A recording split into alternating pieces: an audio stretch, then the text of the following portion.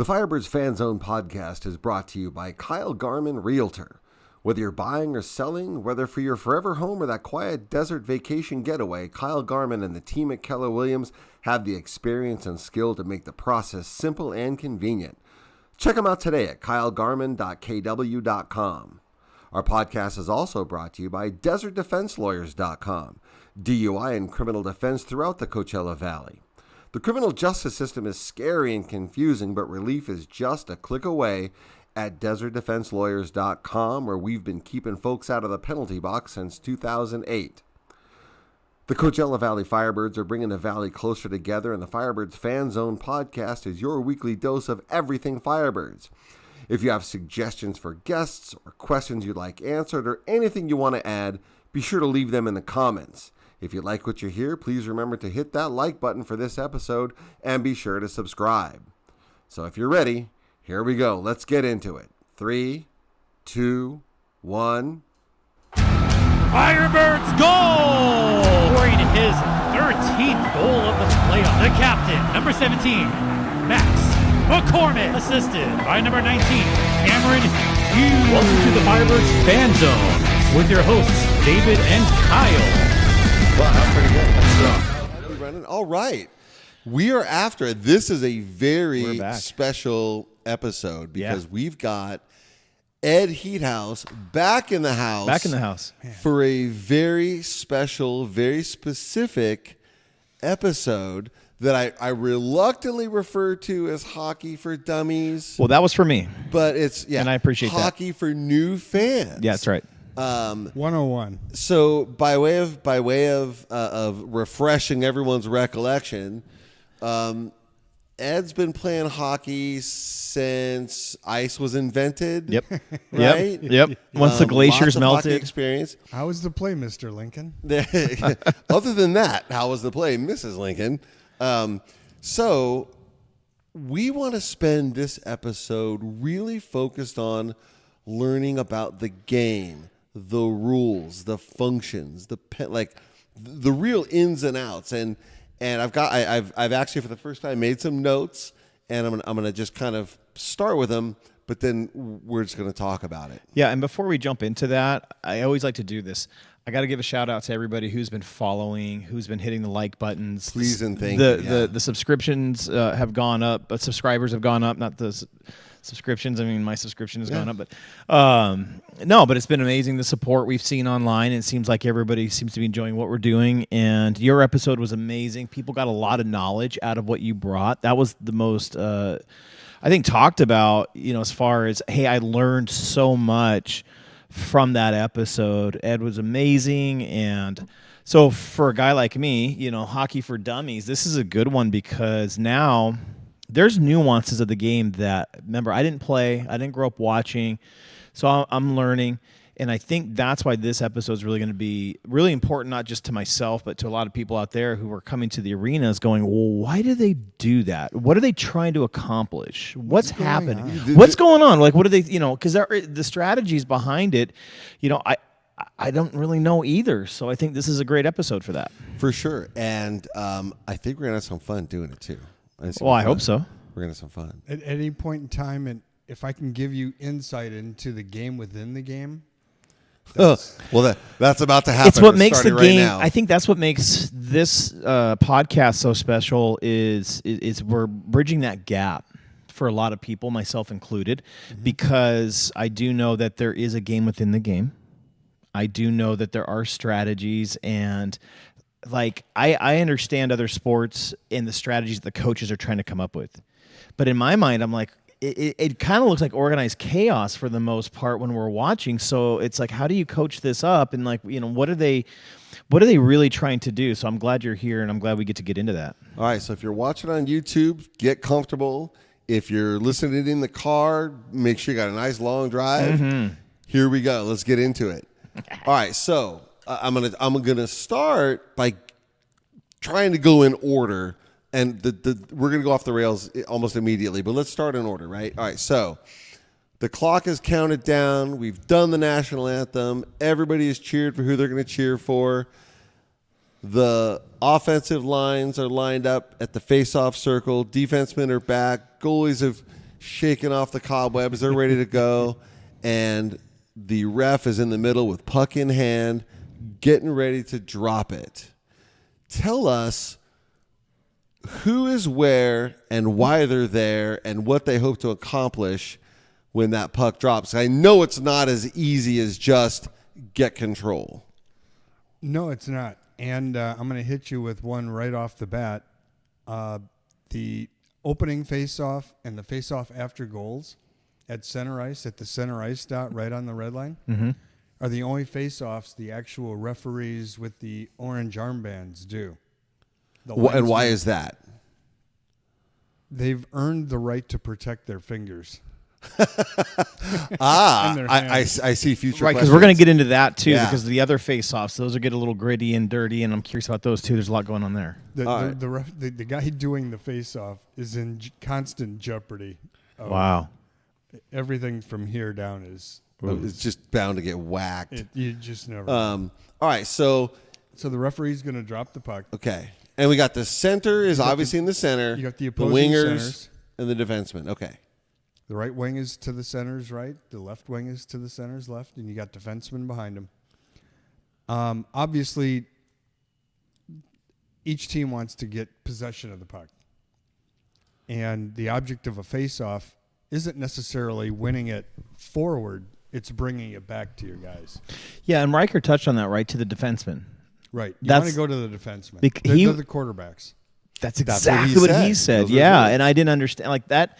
It's almost like I watched it. Yeah, right. It sounds counterintuitive, but yeah, he says they control it. They're like the quarterbacks. They control tempo. So you want to try to get it back to those guys, right? That's Right. that's Yeah, the goal. You want to draw it back. The center Okay. wants to draw it back or to the side. Okay.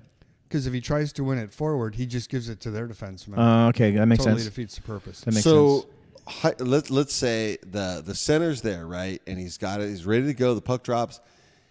Do the wingers, the left wing, the right wing, and the defenseman, do they have in their mind what's going to happen next? Because it looks like organized chaos. It looks like they get it, and like they're just going like it's just movement. But is there a design that happens after? There are set plays right Set off face. plays. Like Okay. what? Depending on what direction the puck goes, to which defenseman it goes to, the team will automatically start a set play. So they know by who has it. So say Where to go. Riker has it. So they know immediately we're going to get to our spot. Right. They know what direction they're going to go. And in the meantime, prior to that puck being dropped, especially as the game goes on, you'll see that the two wingers off to the sides are the opposing wingers are playing getting to know you. They're each one's trying to put his stick in front of the other guy's stick. They'll whack Because each they other a can little bit. see They'll what's elbow each coming. other. Oh, they have tendencies. And And they're just trying to establish dominance. got it. So at least they don't pee on him. I mean, that's good. That'd be worse. So the puck goes back to the right defenseman. Okay. That creates scenario A. Puck goes back to left defenseman. That creates a different scenario. Correct. Different scenario, different play, different direction for everybody. To And is this stuff that they've rehearsed in practice or just told to do? Absolutely. And it's also good to note that those plays fall apart in a heartbeat. That's why I that's- was asking, because it's all good to have a plan. Everybody's got a plan until they get socked in the mouth. Yep. Right? So then, all right, the defenseman gets it. We got to play. We're doing whatever the play number is. Then what? The play falls apart, and they set up another play as they establish control inside the offensive zone. Okay, so it's not like, hey, Jimmy's got the puck, so Max is gonna hope for the best. They know what they're doing so hang on. I gotta go real slow. So for every one thing, there's five players for each team on the ice, not including the goalie. So there's Goalies count. Well, that's a whole different animal, right? So you've got your 3 forwards and your 2 defensemen. There's a contingency for what to do if each one of those 5 get it, and it's a different contingency? Pretty much. How do they remember all that? It's spontaneous chaos. And the minute a play starts to fall apart, maybe there's a dump in and the goalie plays it, completely changes the play. So there's a lot it goes into the corner, a defenseman grabs it, completely changes the play. But it's not just a matter of, oh, shit, there's the puck, I better go get it. It's the puck is there, we need to do, subsection B of plan A, part 4. Like Most of the time, the guy knows where the puck is going to go. And he's reacting on that. And as the puck is going into the corner, whether it's stopped by a defenseman or it goes around, the goalie stops it. That changes what the forwards are going to do as they come down. So nothing happens then by accident. Every player is going. They're not just moving around to move. Right. They're going where they're supposed to be based on what's happening, and that's always changing. Right. And that's why you see at full speed. And that's why you see, like, mid-season, there's a sixth sense between all the players. Mm-hmm. They know where everybody's going to be at any given moment. So that to me, again, I've related this to basketball because it's something I've played for a really long time, and it seems to be that's what I see on the ice. So I know in basketball, it's very similar where you get a rebound, the ball has to be swung around, you got to move it to your forwards, to your point guards, and then eventually everybody gets to where they're supposed to be, and the tendency, one player X has it, we know what his tendencies are, but also, so there's room for improv, but really it's only for a small moment because everybody ends up getting back to where they're supposed to get, and then they reset for the play is what you're essentially getting every to. player out there has a zone he's responsible for. That's right. Okay. Yep. So I notice I'm not a huge basketball fan, but I do notice it occasionally. The guy will hold up 2 fingers or 1 finger. Or 3. He's calling a play. Clearly calling a play. But he's calling a play. Point guard will call a play. See, I don't even know that position, but in hockey, then they're not. Nobody's holding up any hands calling plays, and we can't hear them if they're yelling anything out. How do they? Are they yelling anything out, or how do they know what play's coming? Most of it's instinctual from the hours and hours of practice they've had. Wow. They know where everybody's going to be. They know the general. They have a scheme they want to run. The Firebirds run the Kraken system, and they're always looking for the big cross ice pass between the 2 lower face-off dots. They're always looking for that high quality shot, and as a result, there's an old. The Russians changed the game by skating circles all the time. The old North American game, guys would just stand and wait for the puck to come to them. Really? The Russians would skate circles and skate rings. That's how I learned it. Never stop skating, always skate circles. Right. Keep And when moving, Herb keep moving. Brooks taught the 1980 Olympic team, he was like, circle, circle, circle, keep moving. But don't circle just a circle, which on the surface sounds really absurd. Mm-hmm. But the bottom line was constant motion makes it hard for a defender to stay on you. He doesn't know where you're going. You know where you're going. And that's the same is true in basketball. So that's how you get open. That's how you get open. By constant movement. And I'm going to relate a lot of this too because I know there's people watching who, like me, Probably know more about basketball. They know more about basketball. So then when you're watching it, you can translate it into what you're seeing on the ice because that's what I learned to do. When I first started watching it, I'm like, oh, this is a lot like basketball in the way that they're getting to their zones, the way that they're moving because they're constantly in motion. And I noticed that they're slapping the ice, calling for the puck, right? Whereas I used to make noises or clap or, calling for, you make these little gestures, but I noticed that they slap the sticks on the, like, hey, I'm open. Yeah. Little things like that. Little stick taps to let you know that I'm open. And the more subtly they do it, the more they really mean it. Sometimes a defenseman on a far side will do it extra loud to try to draw somebody over and get them out of position. So now they've got plays and they're doing their thing, and they're at some point now to the casual observer, to the regular observer, it's like, well, you're in there. There's the goalie. There's the puck. Take the shot. Which shoot it. Just take the shot, Rob Kelly. Take the shot. Shoot it. But obviously, what you just said, the Kraken style is to do the pass across in front of the goalie, between below the dots, meaning between the dots and the goalie. Is that goaltender? I don't want to be offensive. No, Okay. you tendy goalie. Someone idiot. corrected me once, and I felt bad. I think it was you.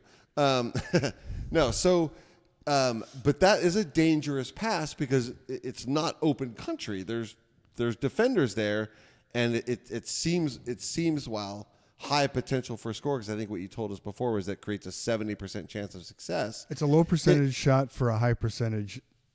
It's a low percentage pass for a high percentage shot. But isn't there a high percentage for turnover then? Uh-huh. And that's worth the risk. Beats the heck out of a shot that's not going to ever go in. See, I didn't. My brain doesn't And think like that. you said something last time you were here that I thought was really interesting, and so I started watching this, especially the last game, catching guys out of position. Because you said they move in a certain way. They kind of in front of the goaltender there. They're trying to like protect To draw them out. It's to draw them out, and once we catch them out of position, then we can take the shot. And That's when things happen, is when guys get out of position. And that's part of really what's going on. Is part of the goal is to get the defender out of position, so then when we take the shot, we got a better chance. Right. So we have to constantly move that puck. So, yeah, Kyle, what you just said was exactly where my brain was. So, all this passing, fancy dancing that is irritating to watch because just shoot the puck, Right. has a purpose. It's there for a reason. So now let's go to the other side. Let's go to the defensive zone in the exact same situation where the opposing team is on the attack. What then are the defense? What is the defensive posture? What is the defensive strategy not to get stuck or sucked into that trick? And a lot of that depends on whether they're playing a man-on-man or a zone. Does that change during Typically, the game? It changes via team strategies. Okay. Typically, the old-fashioned way is the center watches the center, the right defenseman watches the left wing, and so on. But you can play a zone where a penalty kill is a great example, where they just form a box Yes. and they defend a particular area of ice. Yep. And the objective, no matter what it is, whether it's man-on-man or a zone, how do you get that defenseman drawn into the corner, drawn along the boards, Right. somewhere where somebody else can sneak in on the backside, and now he's standing in the slot wide open. When you get that pass. So Right. as a defenseman, then you got to stay committed to your job. So in the defensive zone, how do you not get sucked in there, fall for that trick? You'll hear announcers talk about stay-at-home defensemen. Mm-hmm. Those are the guys. They're like cornerbacks in football. Yes. They have to not get sucked into something that drifts them over to where they don't belong. And it's such a fast-paced game. It literally, the plays that do score, they're bang bang. Yeah. So would it be safe to say then that in the defensive zone, when you're on defense, corners are for forwards, and the crease and the slots are for the defensemen? The offensive forwards are in the corners. The defensemen have to be very careful about when they abandon their post. That's what I mean. So if the defensemen are staying home, who's covering the corners? The defenseman will cover a corner, and you'll see a forward start to Come cheat in down and assume his pinch position back. Okay. in a defensive spot up in the high slot, the area in front of the goalie between the face-off dots. A forward will cheat down to help that defenseman out. But now what that does is that opens up the defenseman on the corner. So you'll see the pass go along the boards Yeah. to that defenseman, who will then probably move it over to the other defenseman unless he already knows someone else is open. And this is the fluidity. Yep. Can I make up? Yeah. words? No, Is you're that good. all right? Yeah, it's there. This is the fluid nature of the game. Is once that pass goes back to the defenseman at the point, you don't know where he's going with it. Only he does. And it's what he sees and where someone's open. That's why he's the quarterback. So that brings us back to these organized plays. So now you're in the defensive zone, right? the defenseman next to his own goalie has possession of the puck. Who's going where? How do they know to go there? A lot of it's instinct. A lot of it's. But these just aren't organized experience. plays or predetermined. They're plays? organized. They're organized at that point. It becomes more of a team philosophy and strategy. This is what we're going to try to accomplish as everybody's making their break. This is the strategy is this overall. Doesn't matter who's on the ice, but this is what we're going to try to do heading that direction. Right. During that scenario, when the puck goes into the corner to the defenseman, now how do the wingers and the center react to that, and where are they? Right. And that's yeah. And the defenseman reacts to where they are. And then so from that point on, it's semi-impromptu, but yet it's within the offensive philosophy that they have. Because once the center makes the pass to the next guy, whether it's a forward or a wing, and whether it's in front of the net or to the side, everybody else will then react and move to another area where they feel Get to they their belong. responsibilities. I just have this image. You ever see the time-lapse video of a cloud forming and then getting bigger and bigger and bigger? That's the image I have. Is this? It's just forming as it forms into whatever it is, right? And then becomes a thing. So amid this scripted chaos of organized plays, anything can happen. And now we're reliant on the chemistry of the players. And I think that's what we ran into because we heard them talk about, I think it was Cole Lind, who after the first game in an interview had said we hadn't been on the ice together very long because of the preseason. And so there wasn't that chemistry that we were used to seeing, obviously in the playoffs and, the finals and everything leading up to that because, by the time we saw them, because they were in Seattle for so long, by the time we saw them at home in December, They were already 22 games. Yeah, they were 22 games deep, so they had that chemistry. Correct. So what we were looking at was guys that really knew what to do, where to go. They got a feel for each other. So that takes a minute to get that feel, obviously, and I think we weren't used to that game one. And I think that's what we ran into. The opener here this season and the game this past weekend in Tucson looked like two completely different teams. I agree. And can we attribute that to the more time they've had together, the more team building, the more chemistry? Absolutely. Preseason game one being canceled because of the power outage. Yep. Just killed them. Oh, they needed that game. They didn't have that game. Preseason game two, from my observation, was we didn't see the top three lines. They wanted to look at everybody else to decide who the fourth line was. I think I only recognized four players out there. Right. So that made it really tough. And by the time opening night came, which was only how many days after that? It wasn't long. You can practice as a team for 3 or 4 or 5 straight days, but it's not game speed. It's not the same. And it showed game one. And Dan Bilesma called it sloppy in his press conference. Yeah, he said, yep, I remember that. And that's a nice way of a coach taking responsibility. And what he didn't say was, we just didn't have any preparation time. Okay. And we saw the difference in Tucson last Tuesday night. And we're going to keep seeing it. I think so. I'm 100% sure of it. We're going to keep – they can't not get better the more time they spend. Right. They're not going to regress. With each other. So that's – if I were you, if I was me, I'd be pretty excited by that. No hockey coach in the world is excited about losing the opening game of the season. But knowing that there were 6 full days of practice after that, oh, yeah. He knew it would bring out the competitive spirit and allow him to work the team. Mm-hmm. Well, I'll tell you, I'd rather lose the opening game of the season than the last game of the season. Well, and I also, back to what you were saying, actually it just clicked. I mean, it just dawned on me, like you were saying, the first couple preseason games, we wanted to get a look at the kids that are trying to make the roster. Well, now that we had those 6 days of practice, we know who's on the roster. So now we know what we have. We can know our lineups. We can see who's going to be changing in and out. So, yeah, I could see where those are 6 days of just quality practice. We know who we have. We know what it looks like, and then they can just practice with each other.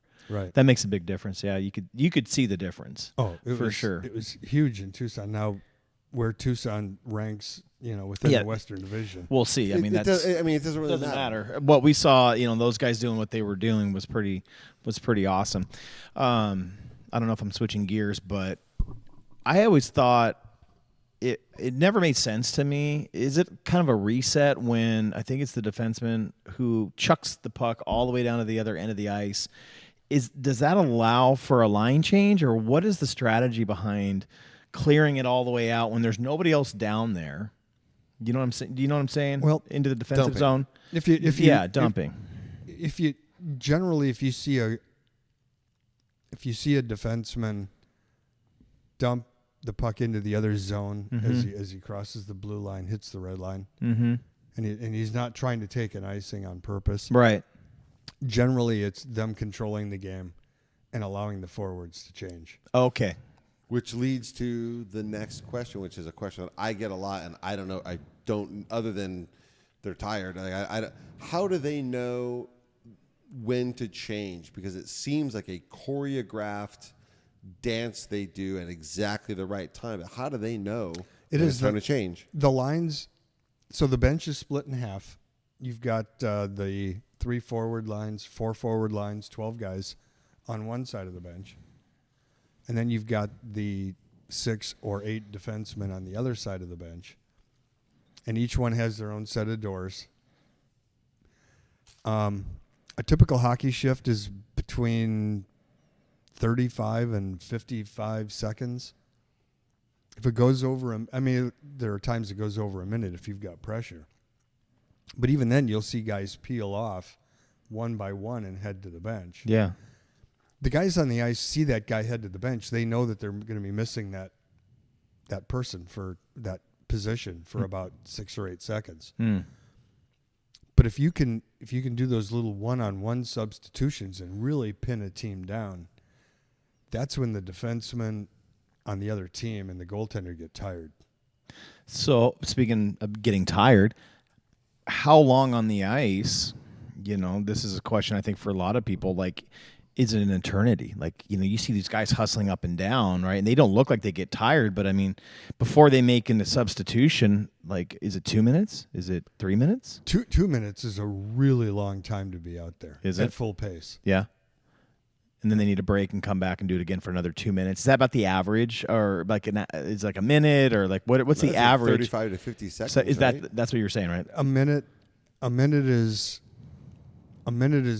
pushing it. A lot for these guys. Well, yeah, you Unless watch you're them. pressing and you're in the offensive zone. Okay. And you've got pressure on, then you want to continue that pressure. So then that leads us straight back into, we get the regular kind of play now, but now you've got the power play and the penalty kill where they may not have that opportunity. So what is I understand the box penalty kill, but explain why the box for penalty kills, and then what is the power play team doing differently during power plays than they would during a regular shift? Well, it's nice knowing you always have an open guy on the power play, in theory. Because you have one extra guy. Because you have it, it's called a man advantage, right? Well, I'm bringing it out, but I'm being obvious. But you've got the man advantage. So technically, on the whiteboard, somebody is always open. Mm-hmm. And so as a power play unit, you want to find the open guy, and then use the open guy to try to draw the defenders out and create an opening for somebody to slip in where they are unmolested. Mm-hmm. And is it the same goal between the dots and the goalie? To get there is at the same space? Yeah, and so the 4 defenders, you've got the goaltender at the bottom in his net, and the 4 defenders will set up in a box in front of him. Okay. The box will move. It will stretch, in theory, but it'll never break. Right. But if you can draw a defenseman into a corner, well, now you got and a then gap. someone's got to drop down. Now, technically, you've got 2 guys open. Oh, yeah. You've got the guy who, at the point that you can get the puck to.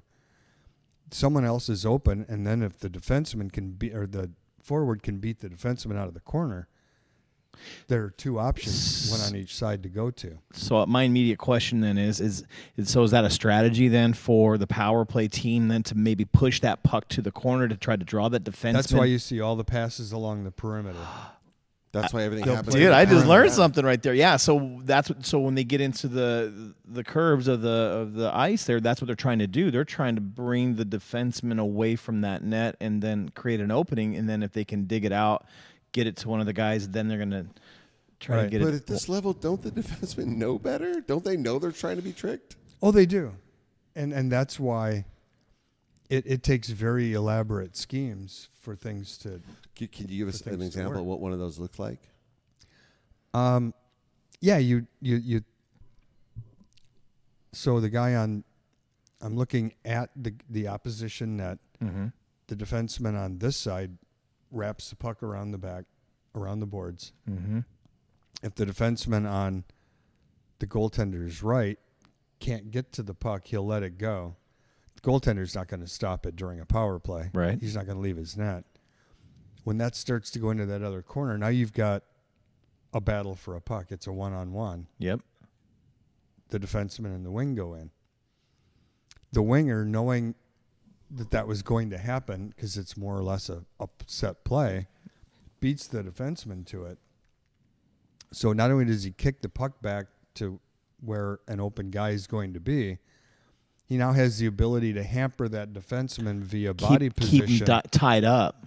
Without grabbing him with his hands, but just by using body position. Keep that like boxing out in basketball.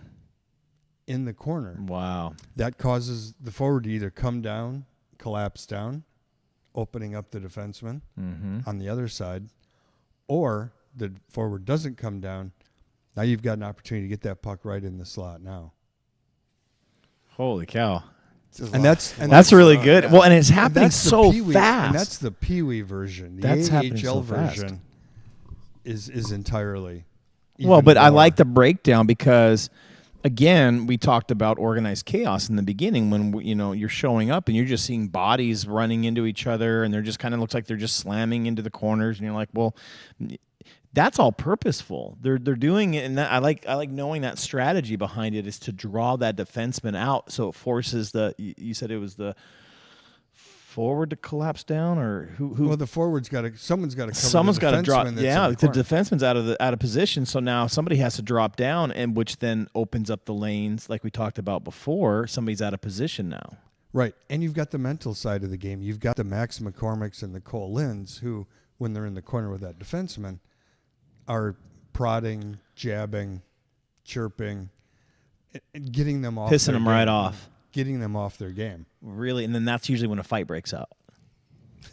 A fight breaks out, or else, but it hinders a guy from keeping his head in the game, doing what he's supposed to be doing. Okay. If you can, it gets personal. Yeah, if you can get personal with me, and I take it personally, I've now lost sight of the team effort because it's one-on-one. It's you and me. Wow. That's the game within the game. Now it's the name on the about. back of the jersey, not the name on the front of the jersey. And these guys like Brad Marchand from Boston, who's the ultimate pest, they get you off your game by making you forget about the name on the front of the jersey. And they make you think about the name on the back, and your ego takes over. So when the puck then goes around the boards, and then they know, like, oh, here comes Cole.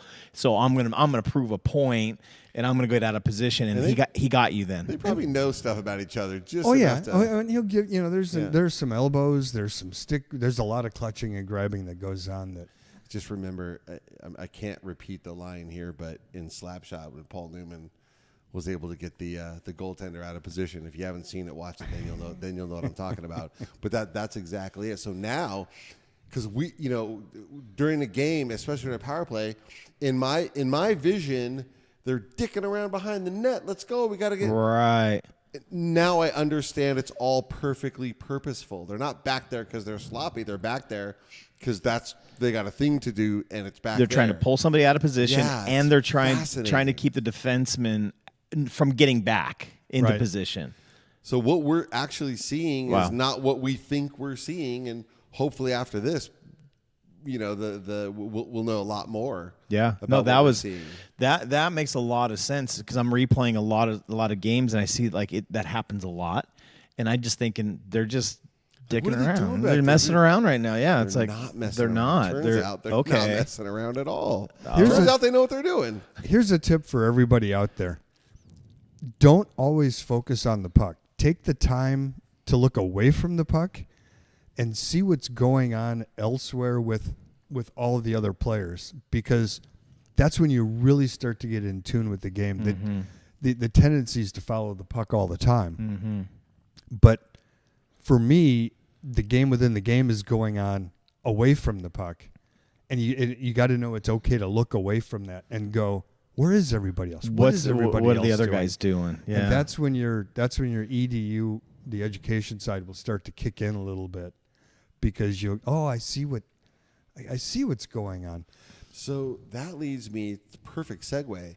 So now we know what the 5 outside the net are doing and why they're doing it in most situations. What's the goaltender do? What is he looking at? What is he seeing? What is he looking for? Like, because, again, goaltender, stop the puck. Like, you got one job. Yeah. But no, like, what is the goaltender doing while all of this is happening? Oh, yeah. He's, and again, I guess this is probably why I said look away from the puck. He's literally tracking every opposing player on the ice. He's not just looking at the puck because he's got to stop it. He knows if there's a guy if a guy cut behind the net, he's got to come out over here somewhere, and I'm waiting for my peripheral to pick that up. And when I pick that up, where's he going? Is he going back along the boards toward the defenseman? Is he going to come across the slot in front? And so the goaltender is constantly tracking where every opposing player is on the ice. So he's having to anticipate everybody else's moves along with tracking the puck. And not only is he anticipating it, he's communicating it. He's letting other... Like verbally. He's talking. Verbally. We can't hear that. So yeah, because we can't hear. Yeah. Yeah, he's talking the whole time. The beauty of growing up as a goaltender, I never had a mouthpiece. So my voice as a goaltender, this isn't just the power play. I'm the only person looking the other way up the ice. If the puck's coming down on an icing that isn't going to be icing, it's been dumped down. For every player coming at me on my team, I'm his eyes. He needs to know who's behind him, how far he's behind him, and whether or not he needs to worry about him. And you're yelling. I'm letting him know. You're telling him. So if there's 10 guys, you got one on 15, 20 feet. One on 15, you're in trouble. Really? One on, get rid of it. And that's what these guys are doing? Oh, absolutely. Man, I don't hear any of that. No, but I love that that's happening, and I just imagine goaltender with 10 players on the ice. That's 10 chess games you have to play at the same time, predicting their moves, knowing their patterns, seeing players you've never seen before, trying to guess what they're going to do till you get to know them. I mean, that. Okay, so there's a nice thing a lot about of stress. that. There's a nice thing about that. I'm playing chess with all the guys in front of me. 5 of them have my jersey on. I know their weaknesses. I know their strengths. If they're going to screw up, I know probably what they're going to do. So they're anticipating a so lot. I'm already anticipating Okay. what can happen there. And then for the players on the other side coming at me, it's critical to know the line combinations, the 3 forwards especially. Do you brief on them pregame, on their tendencies and their habits? I kept a book. Well, you saw my book from the games. I kept a book. Very type A, this one.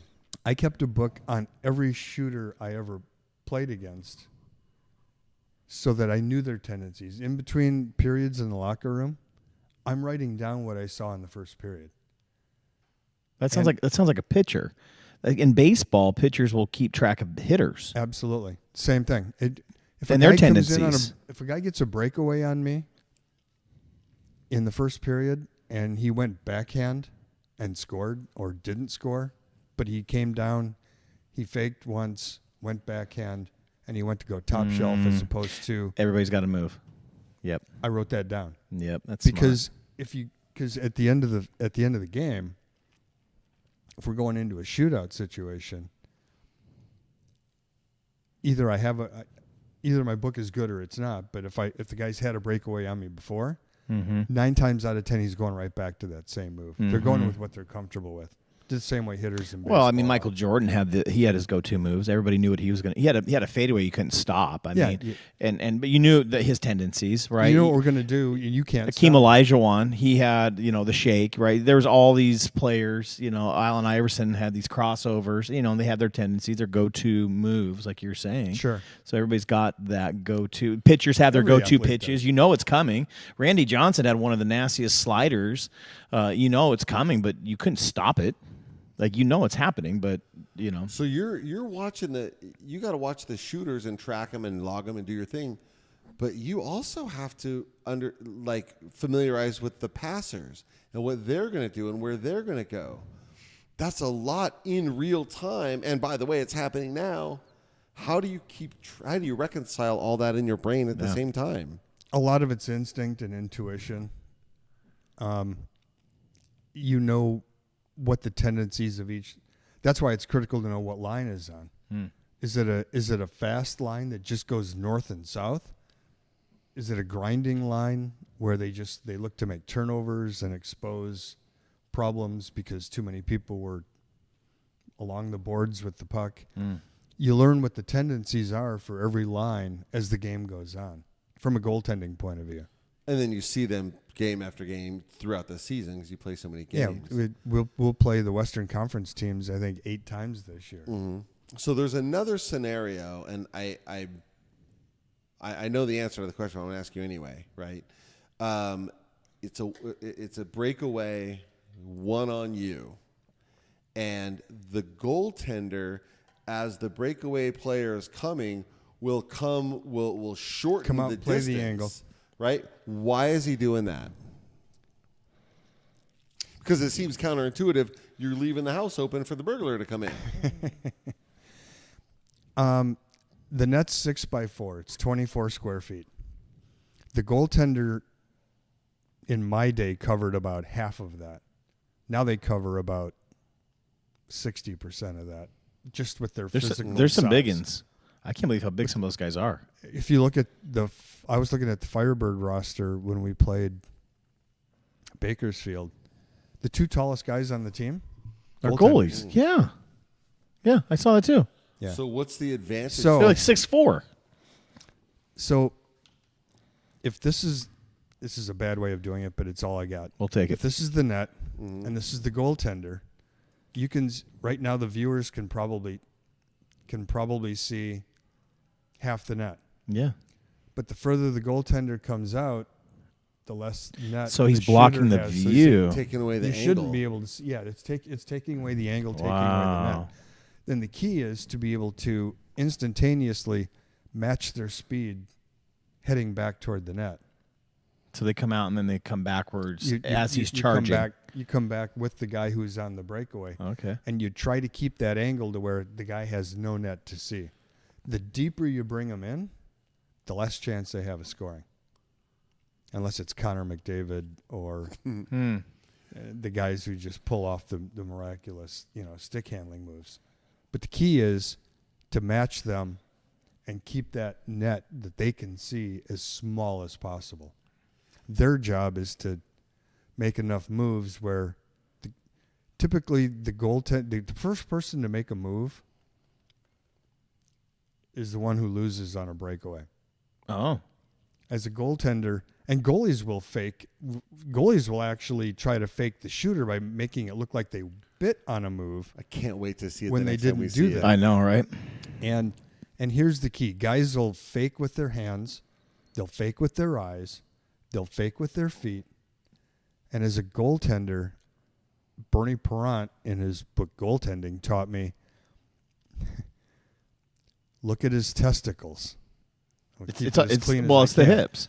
You watch the hips and they don't lie. Watch his cup. He can fake with his eyes and he can fake with his hands, Yep. but he can't fake with that. That's right. Wherever that's going is where he's going. You know what? That's transcendent through all sports. When I was growing up and I was playing football, basketball, and all those things, and in any time, everybody said you watch the hips because, like you said, you can't hide that. Right. Yeah. I mean, unless you're Shakira, you can't hide, where they're gonna go. I mean, it's just you just keep your eyes locked in there. So what you're saying is in the AHL, it's all about the Balder Cup. Pretty much. Did we get that right? Well Did I done. slide that in? Okay. Well done. Well done. I like our innuendos right now are like we're just doing it. Because when you get to this level, I've had guys come in on breakaways. They're looking at this side of the net and they're going backhand and they're doing something completely different. Right. And if you're locked on their eyes, You're in they trouble. can do it all without looking now. Wow. So you know who was key, you know who was one of the kings of that? Paul Correa. That guy could work. I know. I did it on purpose. Have you heard of him? Yeah, you know that guy. Yeah. That guy could. You wouldn't even know what happened until 4 days after it happened. When you read it, like you wouldn't even know. That's how fast. Anyway, so obviously you're looking for the shot, right? You see the stick draw back. You see the stick go in. You're looking for this, but that's not the only way to score. Is there any way that the puck can get into the net that is not a goal? Like, for example, if it bounces off a player's head, goes across the line, it's a goal. It's a goal. Bounce off the skate, it's a goal. But for example, if a puck pops up in the air, can I swat it into the goal with my hand? With your hand, no. Okay. How about the back of my hand? No. Forehands or backhand doesn't work. It's got to be propelled with a stick or a face. It can glance off a skate. However, if the player moves his foot to direct it in or uses a distinct kicking motion, Like a soccer ball, you can't do then that. that's not a goal. Really? I did not know that. Yeah.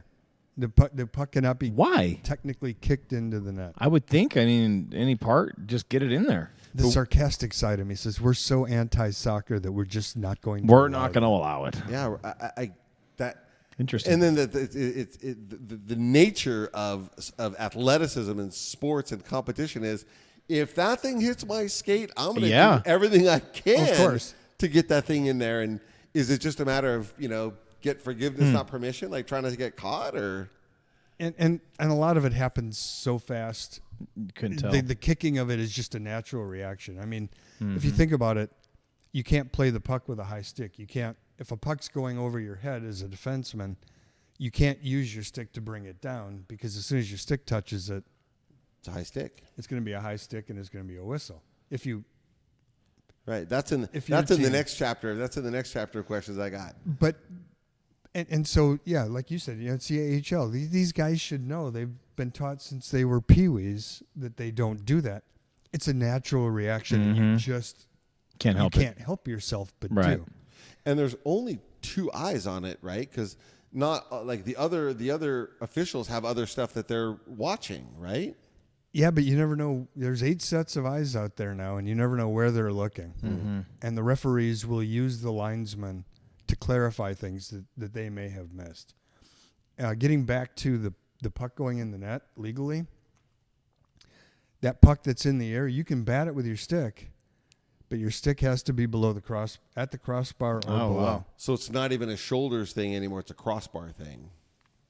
Yeah, it's pretty much always been the crossbar. No. I mean, just because a high stick. We'll get to what high sticking is in a little bit, but high sticking in my recollection, outside of a goal, but in any other context, was if the blade was above the shoulders. Is that not the case? It's sort of, but Like if you're out the at center shoulders, ice. everybody's such a different size. You need something specific. So the crossbar is used by the referees. So That's at the measure. center- That's the Determining baseline. factor. That's your so measuring in stick. the neutral zone, if a player raises a stick, makes contact with the puck, at what? And again, we're gonna go more into this, but at what level is that high sticking? Referees pretty much use shoulders for that. So, okay, got it. All right. So going back, because I just want to get the play part down before we get to the other fun stuff, because we got penalties and all kinds of stuff to talk about. The goaltender is watching everything that's going on.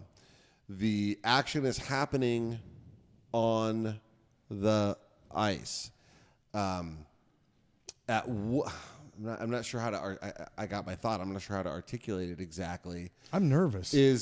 I'm nervous. I don't even know what's coming. Is the It's like a goaltender trying hell? then to control what happens next, or is he just trying not to let that puck penetrate the net? Sure. There are a number of scenarios because if you've got a guy who's going to a shot is imminent. As he takes that shot, I need to know where are the other two forwards and where's the center, because not only do I have to stop that, hopefully control it, but if I can't control it and there's going to be a rebound, where am I putting that rebound?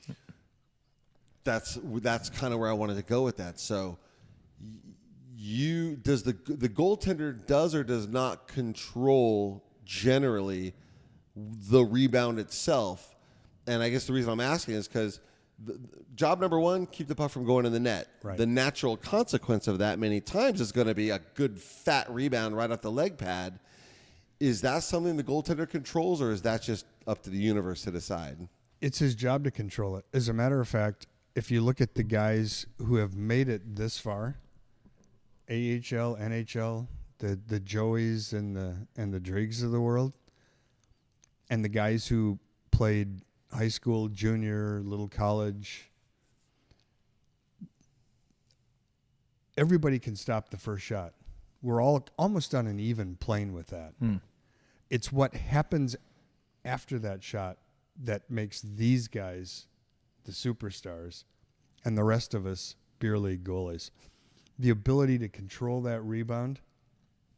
There are shots that come in now, and how there's no rebound even blows me away. It's like, how do they just gobble that up like a black hole and nothing comes out? It just Yet the puck remains in play. Is that what you're talking about? well, no, well, just I mean, Just they stopping it. smother the Obviously rebound. the There stopping is no part, yeah. rebound. I mean, there's so many plays in today's game don't produce rebounds where they used to.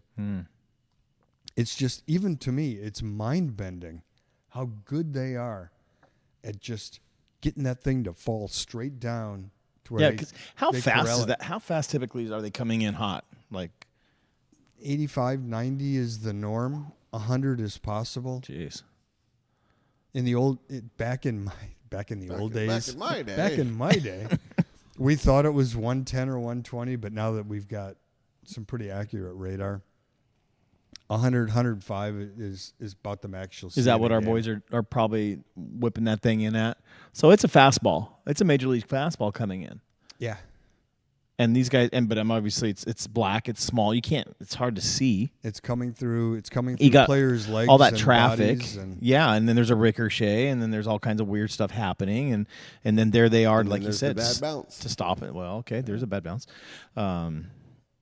Yeah, that's insane to me. How do you know, or how does a goaltender at this level decide whether to play the puck or stop it or stop play?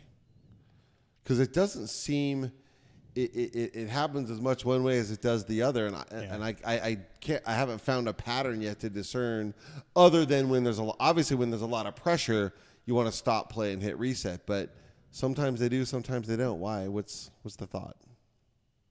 the goaltender's job is to try to control that as much as he can.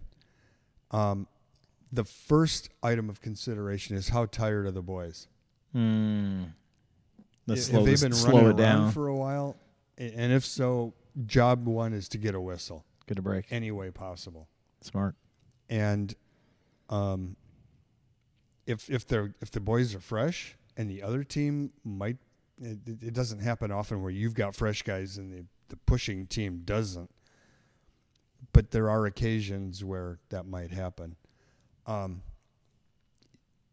primary consideration is the condition of the team in front of you. The more tired they are, the more you really want that whistle. So we're stopping play right there. We want to stop play. Otherwise, there's some rebounds going on, and they're going to keep moving it around and allow it to. Right. And also, if you're playing against the other team's number one line, you definitely want to try to stop play as much as you possibly can and interrupt any momentum that they have going on in terms of team synergy. So it's going back to controlling the pace of the game. Right. And the goalie can do that. Now we've gone off the defenseman. Now it's the goalie has that ability to do that as well. He most of the time has that ability. Wow. Some shots happen so fast. You're just you're just reacting. You're happy that there is a rebound and not a red light. Right. You're just reacting at that point. And then there are shots you don't even see. Can't see it. Can't catch them all. Can't see them all. Right. Yeah. Right. And then there are times, and today's style dictates, they play big. They get into the butterfly position, sticks on the ice, both gloves are out, and you just try to take up as much room and get all Cobra on it, and as much mass as you possibly can. I noticed, I think for the first time watching the Stanley Cup playoffs last season, that there are occasions when teams can't change at a stoppage. Am I making that up? Is there a stoppage of play where teams can't change out? What is that? So if we're 5-on-5 or 4-on-4, even strength, I guess is the best way to put that. If my team ices the puck, icing. You can't change. Yes. So you can't change. You can't ice for the purpose of getting a change. No, that's different than beer league because we used to do that all the time. That's a recent rule in the last 8, 9, 10 years, because it was very natural to just ice the puck, get a change. That's how you got out of trouble. Mm-hmm. Yeah, and the game was slowed down so much by so many icings that the league decided, nope. You know what? If you're the team that ices the puck, you stay out there. So what's icing? Actually, before we get to that, I love the segue. I just want to talk one more thing about intra play, and that is sometimes it's okay to hit the ever-loving crap out of another player, and sometimes it's not. It's always okay. All right. When are we? So you're talking about checking. Checking. Open ice, boards, whatever. When are we checking? When are we not allowed to check? What's the rules there? There aren't really any rules about not checking, but it is how it occurs. Who am I allowed to hit? You can hit anybody but me. Okay. At this any point. time? And I'm not talking about as a goaltender. I'm talking about like just in general. Right Yeah. I would never hit you. I'd hit you back. But anyway. I'd knock you flat on my ass probably. But. I used to say God in the rules committee gave me a bigger stick than everybody for a reason, and I wasn't afraid to use it. Nice. So like two guys going into the corner. Mm-hmm. Usually one has the puck, one's in possession, one's chasing. It's always okay to hit them, but where are your elbows? You can't just indiscriminately throw an elbow somewhere as a projectile. It's a great way to hurt someone. So you got to hit with the whole body or with the hip, I guess. The hip Shoulder. is preferred. Shoulders are fine, and then it's a matter of where's your stick? Is your stick on the ice? Is it not on the ice? Lesser players will let go of their stick and just grab someone and pull them out of the way. As a referee, I always tried to teach the younger players, the minute you let go of the stick with one hand, there's nothing legal you can do with that hand except wave to mom. You can't grab. Yeah. The minute you do something else, that's a holding call.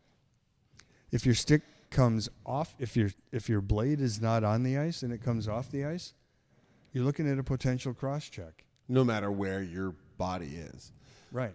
So you can. I get that you can hit the guy with the puck. Can you hit anybody else? Not recommended. So interference. So that the puck's in that corner, and I'm coming down this corner, and I'm a defenseman, and I see that guy there. I can't just lay into him in the walls. No, just because he's there. And I don't like his face. If he hasn't had the puck, he's off limits in terms of. What if he just had it 8.5 seconds ago, or 4 seconds ago, or a second ago? He clearly doesn't have it anymore. Can I still hit him? It's kind of like to mix our sports. It's kind of like the guy in the NFL going down the sideline. once he takes 2 steps out of bounds, or at least 1 step out of bounds, you're not okay to hit him. Same thing with hockey. The guy with the puck who just lets go of the puck, if you're in the act of already hitting him when he's in the process of letting it go, That's one thing. That's a clean hit. Yeah. If he's clearly let it go and it's been gone for Mississippi 1, Yeah. You can't hit him. You're gonna get. Is that the Canadian version call. of 1 Mississippi? Okay, guys. Yeah. Mississippi 1. Yeah. Because, it's metrics. Mississippi 1, eh? Yeah. Which is a little longer. Okay, now, obviously, you can't ever hit the goalie. I get that. Can the goalie ever hit you? Always. That blue boundary is there for a reason. How about behind the net? Like in the trapezoid? No, in the trapezoid, the goaltender isn't considered a normal player, but it's also his job to get rid of it without causing that to happen. Okay. The one thing I learned was that if I'm behind the net playing the puck, I need to know, A, where I'm going with that puck before I even go back there, and B, to get rid of it as soon as possible. Because if I hold on to it too long and I'm in possession of it, yeah, he can hit me.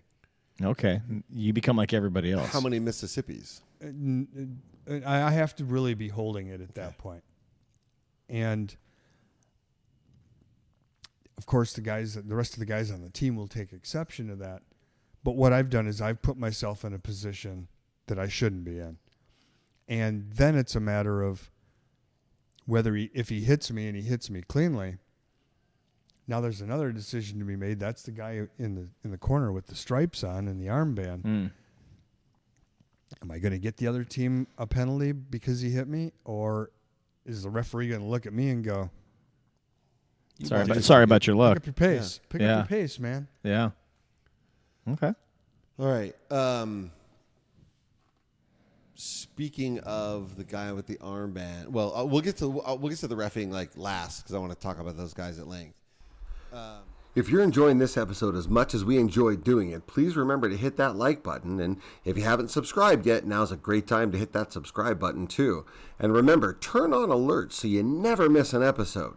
And last but not least, take a moment to share the Firebirds Fan Zone podcast with your Firebirds family and friends and anybody who loves our birds as much as you do.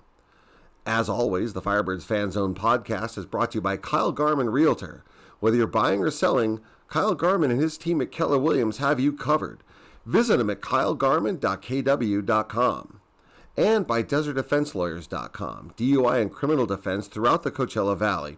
Attorney David Gibbett has been working hard to keep folks out of the penalty box since 2008. Now, let's get back to it. We talked about forwards, we talked about defense, we talked about the goaltender, we talked about the strategies. So my question was icing because we were kind of getting into that because now there's stoppages of play, right? And there's offsides and there's icing, but okay, for what's icing exactly? Because that happens, and then there's a whistle. So for the layman who just kind of has been watching, it's like what's happening there? Like, right. Well, that's generally it's an attempt by the defense to take the pressure off. And get a change in lines. Okay, so what do they? Well, how do you create? How do you create it? Like, so you've got the puck in your end, and the other team's been all over you like a cop on a donut. Sorry to my law enforcement friends, I love you all to death. No, I'm not involved with that analogy. I got a counselor here with me. Yeah. No, you don't. Sure, I'm okay. No, you don't. Oh man, yeah, teammates leave me before. I've seen this. It's all good. But you've got the pressure on, and you need to get the puck out of your zone so that you guys can change. Mm-hmm. The object, from the defenseman's point of view, is to get that puck as close to the other goal line, which is the line that extends across the goal crease from side to side, without having the puck go over that line. I see. So that you can buy time. So the Canadian curling experience kicks in. Or bocce ball, if you will. For you guys. Yeah. Right. So you want to send it down, and you want to give your boys. From where can you not? Well, you got the red line, the two blue lines, center red line. So anything south of the center red line, across the other red line is icing. Right. You want to gain possession of that red line and then dump it in. Got it. So if there's nobody on the other side of that red line, and is that what they then is that how it's called? If the other team doesn't have the opportunity to play the puck in the linesman's mind, then and the puck goes over the goal line. Because isn't that also the trapezoid back there? Is that what they call that? That's just that's more for like keeping the goalie from playing This is like territory. Okay. But then it's kind of subjective, right? Because if it's going at an off speed and the two guys are the defense chasing. could have gotten it but didn't, it's really just the eyes of that particular official to determine whether it's icing or not, right? It's his job to determine whether that puck would have crossed the line had the defensive team made an honest effort to get at it.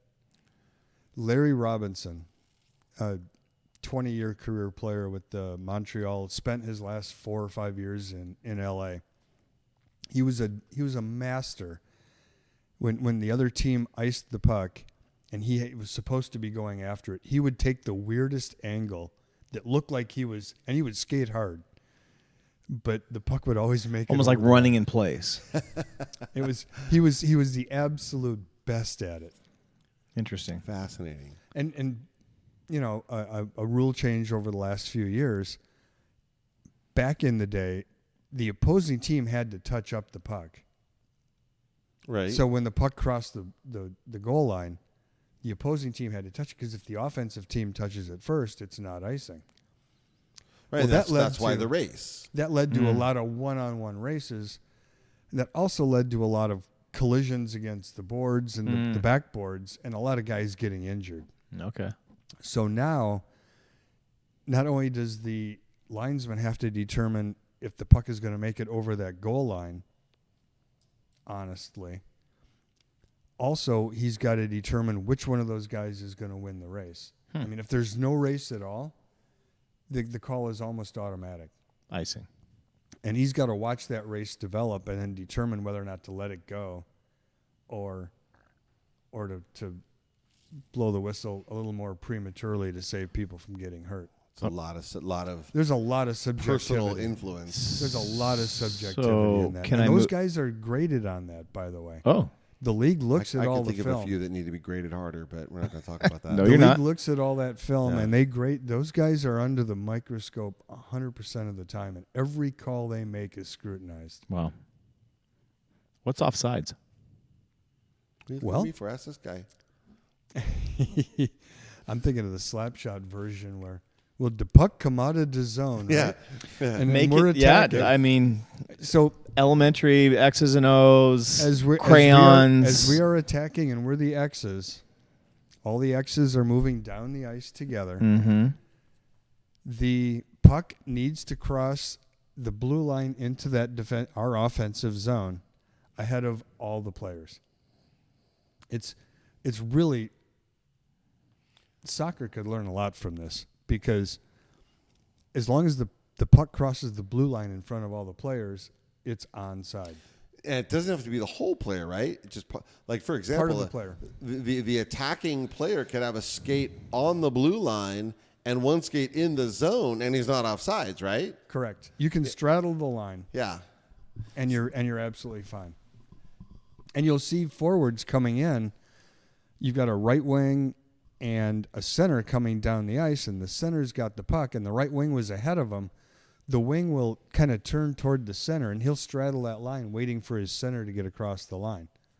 Generally, he'll then go behind him and try to get a drop pass, or they'll set a play. But the puck needs to cross the line 100% into that zone before a player can enter that zone.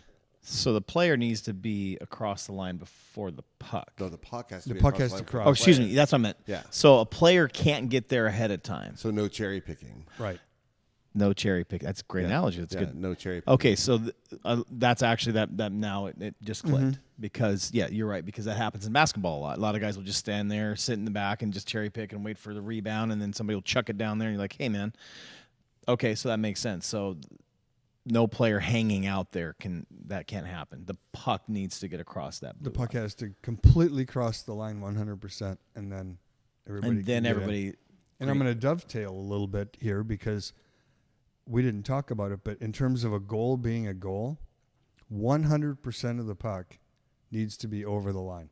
Oh, So not like football, where you have to just break the plane. There's no breaking the plane in hockey. What? The plane is on the back side of the line. Okay. And so the goal judge, the referee, everybody, the cameras, everybody's looking for a little bit of white space between the puck and the line. So he can stop it right on the. So if the puck crosses the line but doesn't go all the way over, he can literally stop it there, and it's not a goal. Absolutely not. Whoa. That's fun and frustrating Whoa. at the same And time. that same absolute occurs in offside as well. So offsides, icing, and the goaltender stopping play by covering the puck all result in intra-zone face-offs. How is it determined which of the red dots within the zone the face-off will occur? So in the instance where a shot is taken on the goaltender and the goaltender stops the shot, it's whichever side of the ice that So it's was like on. hash marks. Okay. What about icing or offsides? Icing, it's where the puck originated. So not only does the far linesman need to keep track of the puck going over the line, the linesman on the backside needs to keep track of who shot it and where from the ice it was shot, so that when it comes back into the defensive zone, it goes to the proper side of the goaltender. And then for offsides, it comes out just to the other side of the blue line. The dot right Same outside thing, the blue the line. closest dot. Okay. It's the closest dot. Is there ever a situation where a team can choose which of the two dots the face-off occurs? So it's all based on math. Officials and the rules are they're totally in charge of the game, and Okay. and there's no choosing. So can we get into the face-off for a minute? Yeah. Sweet. Because I've always wondered what happens. I see the guys get into it. They're getting ready. They're getting down. And like you said, so now the ref's in danger, losing some His digits. hands in the garbage disposal. He's in there. I'm always curious what happens when he gets ready to set the puck down, and then all of a sudden he waves it off, and one of the guys has to get out of the circle, and now we have a new guy come in for the face-off. What has occurred to get him where the ref says, all right, Evicted. get out of here? Yeah. You know, did he say something to his mom? Did he upset the ref? Did he act too soon? Like, what happened? There's actually a face-off dance that goes on. I just coined that phrase, but it seems Face-off apropos. dance. Patent pending. So as the two centers approach for a face-off, especially in the defensive zone, but the visiting team's center needs to take possession of his stance, and he needs to lower his stick first. The home center then gets ready, and if something happens that's out of order or somebody jumps the gun, they get thrown out. Like offside, like a false start, Sort of. like an encroachment. That's So I never knew that. back to etiquette then, I guess. So you're telling me the visiting team has to be set first. They have to be set first, and the home team has to allow that. Right. So what if we get set first before they do? Is that No, you're happy to let that guy get set, because now I know, based on where a center grips his stick, I can almost tell exactly where he's going where he's going to try to go with the face-off. If he's got one hand down really low, he's probably going back to his left. If his hands are a little higher, he's going to try to bring it back to his right-hand side. interesting? I have seen those guys get way down on their sticks, like they choke. Oh, they both I do. mean, and man, they're almost shoulder to shoulder. yeah, it's And incredible. does everybody know? I mean, is that common? We know what that cat's going to do when we see where his hands are. Well, you'd like to think so, but these are professionals. Yeah. So there They're are guys changing who will absolutely fake going one direction and be able to pull it the other direction without even tipping it off. I guess, can we just revisit again? How would I get kicked out again of the circle of the face-off? What would I do wrong? So I'm the visiting team. Yep. I start to put my stick down. Mm-hmm. I pull it back up, wait for the home team to do it, hoping that the linesman's already in the process of dropping the puck. because I've got to look at what he's going to do. Hmm. That gets me thrown out. Okay. Now, in most instances, you have a forward coming in against a centerman. You've got about an 80% chance of winning that draw. Can the home team ever get booted out of? How? Part of it, it's hard for the home team center to get booted out because of that.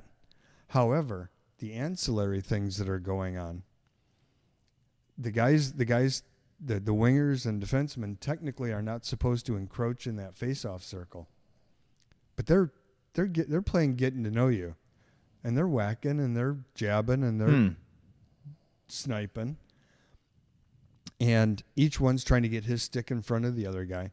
That stuff can get so out of control that your center will get thrown out because somebody took liberties along the sides. Oh, so they could. Okay, so They pay for the whole platoon.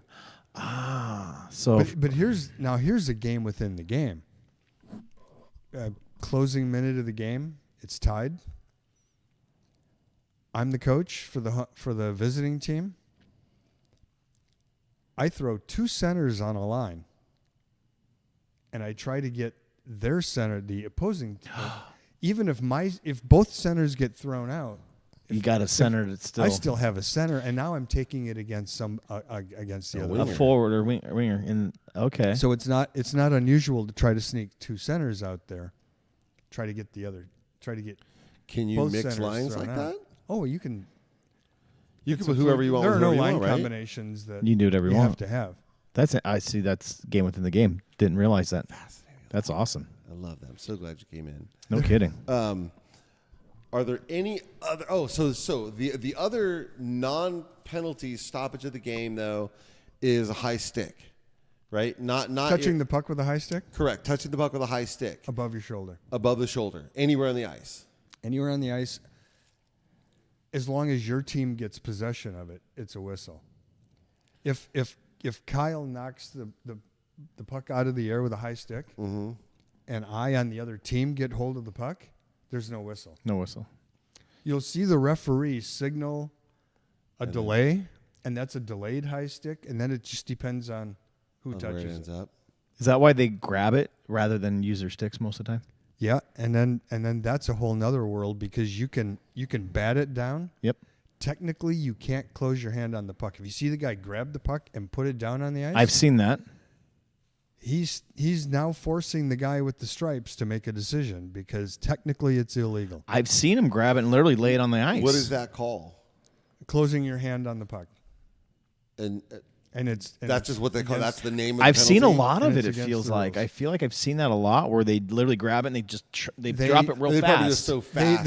you can cup your Cup hand it and and- cradle it. Oh, But if they It's a closed hand. you'll see guys. They'll come down with the cradle and then they'll kind of.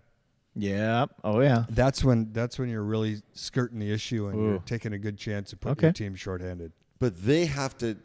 Whoever bats it, grabs it, throws it, touches it with their hand, they have to be play the it. first one to touch it with their stick. Or it's a Elsewise, we hand have a hand pass. pass. Okay. Also a stoppage of play. Right. And the officials will signal it with. What That motion. other stoppages have we not thought of other than like a timeout? Puck out of play. That's pretty. Okay, puck out of play happens, you shoot, but if you are in your own defensive zone and you hit the puck out of play, now that's a penalty, right? That's a delay of game. Okay. If it's And that someone has to go to the room for that. right. And for that to happen though, the puck needs to hit the netting above the glass without hitting the glass first. Well, So it's you not can- gonna be. It's deliberately throwing it out of play. Or It's into the it's bench or determined into to be the deliberate, I whether see. it's In the middle, right? deliberate or not. It doesn't happen too often, though. No. I don't I recall a lot of it in the playoffs last season. really. And it always happens at the most inopportune time, and it's usually innocent, but it's against the rules. And even if a goaltender does it, Yeah. Oh, yeah. I guess. Oh yeah, especially- that's a big especially if offense. a goaltender does it. That's a Okay. big offense. All right. He knows So, better. I'm actually pretty proud of it when we can make it happen. It's hard to get a puck that high with a goalie stick and a hand that doesn't close on the stick. Let's speaking of go to your room, let's talk about penalties. Right? These I think are the most fun because they get the crowd going. Well, you get to use your sign. And I get to use my sign, go to your room. Go to your room. All right, so we talked earlier, right? Anybody can hit anybody that they're allowed to hit, but when does that become boarding? Boarding generally takes place when a player is defenseless. If two guys are going into the boards, you can't hit a guy from behind and continue that momentum into the boards because there's nothing he can do to defend himself. Okay. So that's boarding. The other one to look for is charging. Okay. Which is taking more than 3 strides in an attempt to catch up to and hit. It's okay to attempt to catch up to someone, but to take 3 full strides and then hit them is considered charging. 3 strides for the purpose of hitting. For the purpose So now you're just trying to hurt the other guy is what you're doing at that point. Yeah, I went to the box for that a lot. Shocker. Yeah. I got my. There's a list of specific penalties I wanted to talk about. So now, high sticking with regard to the puck is just a stoppage of play. What constitutes high sticking with regard to a penalty? Anytime you hit a player above the waist with your stick, technically it's supposed to be high sticking. You'll see the guys kind of chopping at each other. Yeah. Those are friendly taps, and for the most part, they're accepted as part of the game.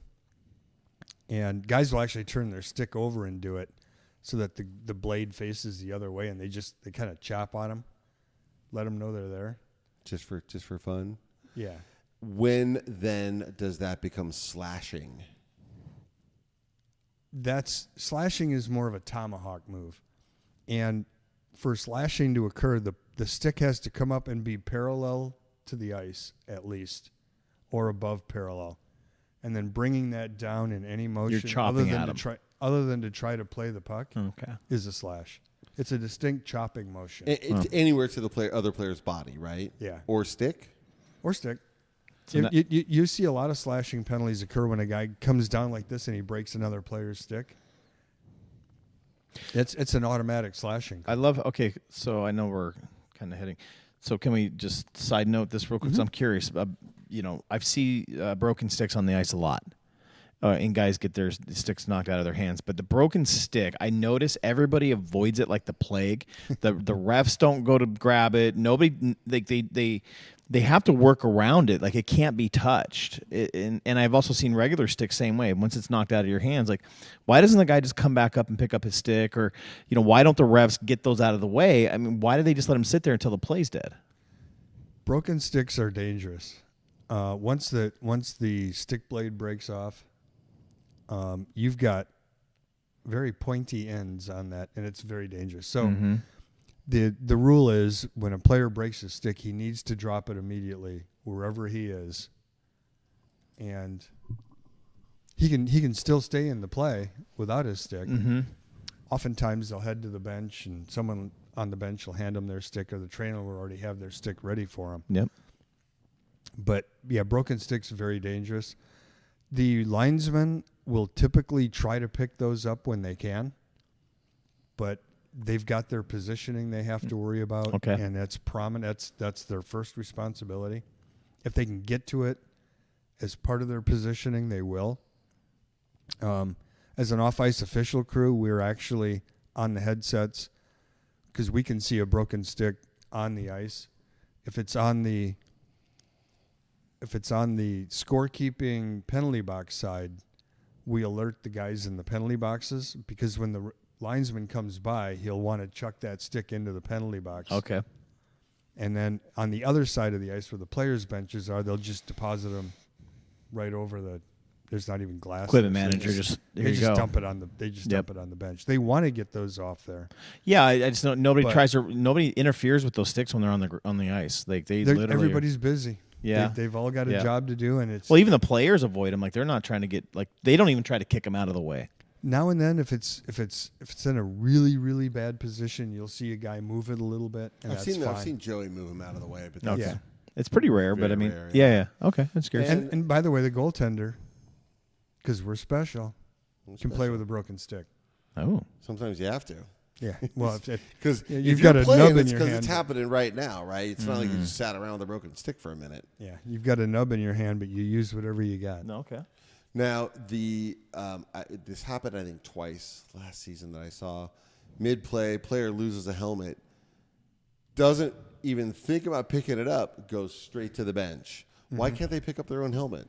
Current rules, it's faster to go to the bench and have a replacement jump on than to retrieve your bucket, try to put your bucket back on, and then get back into play. It's like NASCAR. Let's just get in there, rather than, let's just get the wheels back on real fast. It's just, it takes time, right? So versus doing that, then it's just See this face? let's just get a car out Does there. it look like a face that knows, other than millionaires turning left for 3 hours? That's all I know about NASCAR. No pit Yeah. stops. No. Okay. All right, so slashing, right? But then there's hooking. Is that just slashing backwards? Like what? That's using the actual natural curve of the blade of the stick to impede a player's progress. Usually it's done around the waist, but you can hook under someone's arm if they're on a breakaway.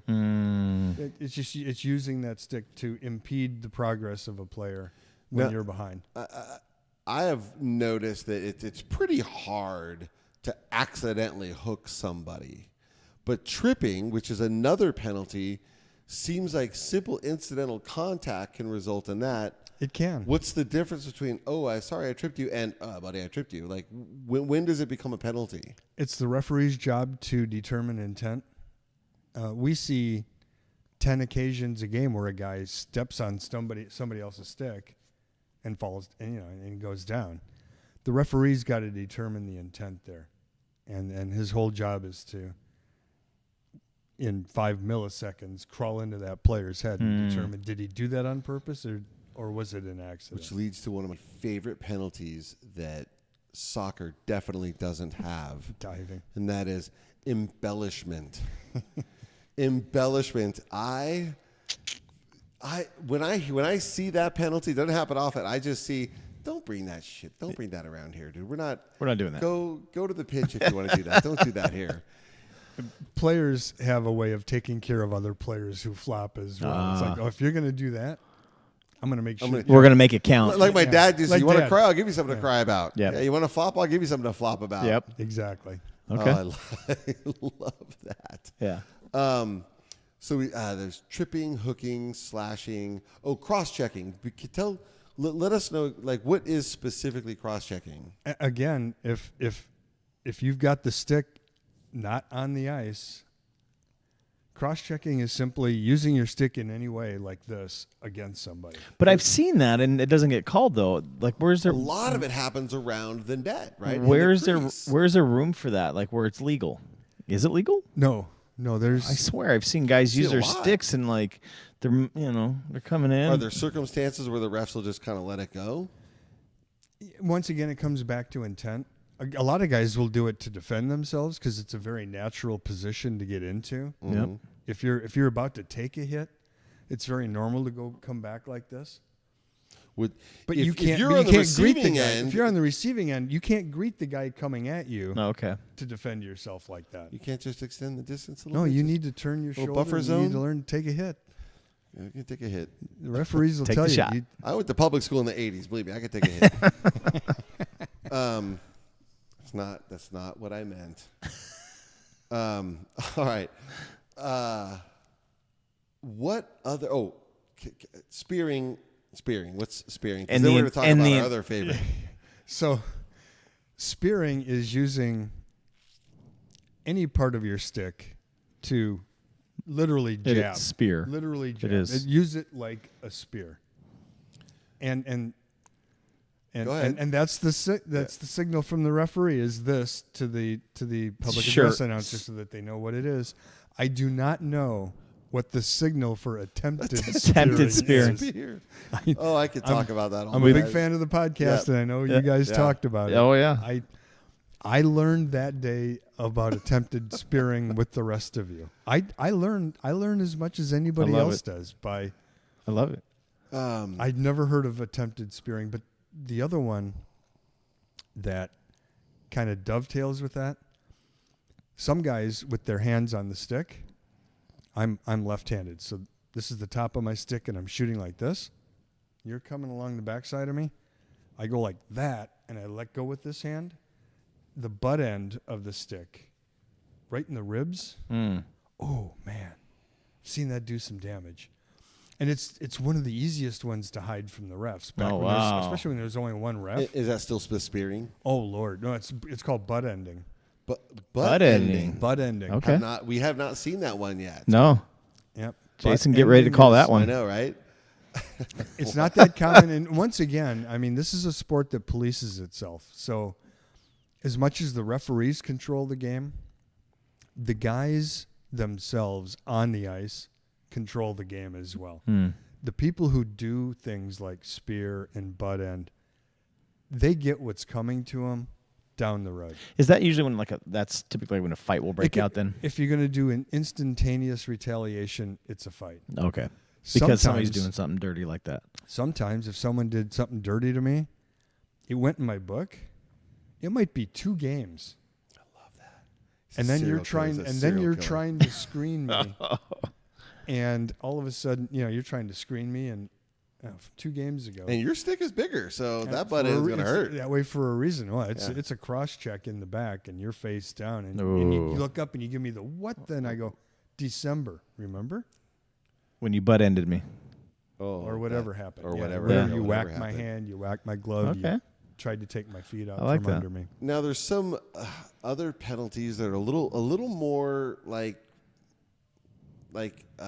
subjective. Some fights are just roughing. Some fight like 2 minutes. Some fights are 5 minutes. Like what differentiates the longer penalties versus the majors versus the minor penalties? Well, stepping away from fighting for just a second, you can get double minors for things like cross-checking and hooking, and it all comes down to intent. It all comes down to intent and intent to injure. Okay. So if it looks like you're trying to do dirty, they'll double you up? Absolutely. If most minor penalties, the 2-minute penalties, they come from competition fouls. It's accidental. Somebody had an advantage on you, and you were 2 steps behind, so you had to slow them down by hooking them or holding them, tripping them. Then you've got the accidental penalties. The 2 guys go for the puck in the corner. One guy's stick comes up, it clips a nose or a chin under the visor. They're totally accidental. Then you've got the attempt to end the double minors. It starts to border on, were you trying to hurt the guy? Because if you're trying to hurt the guy, we're gonna hurt you twice as much. Okay. And then you've got the major penalties. Fighting is one, but stepping aside from that, the 5-minute majors for attempting to injure. That's treated very seriously, and it usually comes with a game misconduct as well. What is that how does that factor in game misconduct? You're looking at definitely the league is going to review that. Is it the equivalent of a red card or a yellow card or? It would be it's like a red card. Red card. If you get a game misconduct, the league is looking at all the actions that led up to that, and you're probably, if guilty, going to find that you've got a lot more penance to pay. Like what? Down the road. 2 game suspensions. I was going to say game suspensions, fines, things like that. Yeah. Okay. So now, when it comes to roughing for 2 minutes or fighting, it's just such a nebulous gray what is area. roughing exactly? Because the whole game is rough. Like, what is roughing? Roughing typically happens after it's an after the whistle infraction. It's normal for guys to jostle after the whistle, but when you start to take it too far, it becomes roughing. the face wash, putting the stinky Those gloves are smelling nasty. balmy. Big fan of the face wash. The Those- gloves. they're gross. I can't begin to describe to you how bad they can smell. The pros, these guys, they get new gloves all the time. They're probably not as bad as, but when you're in beer league, Through my bag still stinks. and this guy's had the same gloves for 15 years, you get a face wash from him.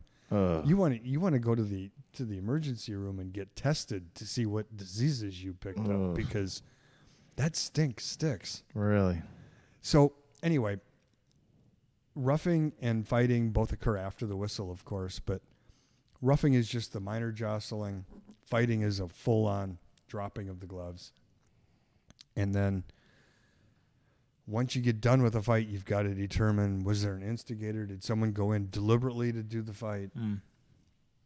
Was there a third man in, which is That's a whole completely frowned upon? And I think it's something in today's game, the third man in isn't called enough, because you'll see someone cleaning someone else's clock, and you'll see some little guy just jump in and try to pull him off, and that doesn't work. You only have two guys to break the fight up. Once a third guy joins, there's a total unfair advantage, and someone's going to get hurt. Yeah. They let some fights go, and others they stop right away. Why? Most of it's based on energy level.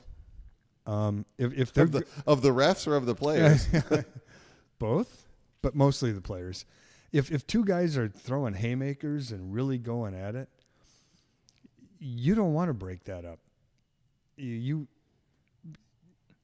Two linesmen jumping in to break up a fight need to make sure, I mean, it's another dance. They need to make sure they both get both guys' arms down at the exact same Because they're going to get hurt.